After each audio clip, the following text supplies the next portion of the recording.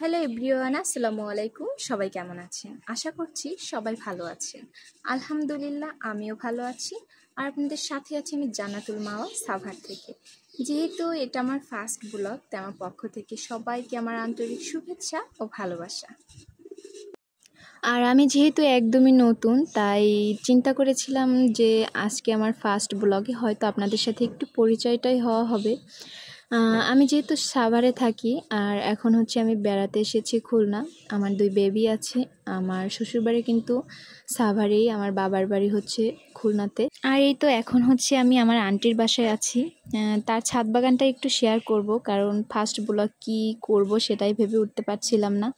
আমার ইউটিউব চ্যানেলটা কিন্তু অনেক আগেই খোলা হয়েছে, বাট কখনো ভিডিও আপলোড করা হয়নি। ভিডিও করব বলে কিন্তু করাই হচ্ছিল না। ফাইনালি আজকে একটা ভিডিও বানিয়ে ফেললাম, তাই আমার আন্টির ছাদ বাগানটা দিয়ে শুরু করলাম।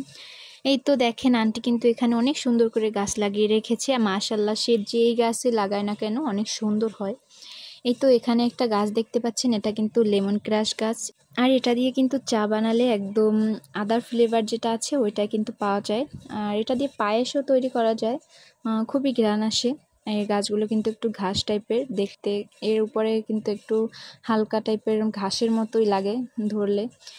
আর গাছটা কিন্তু একটু ধান গাছের মতো দেখতে লাগে।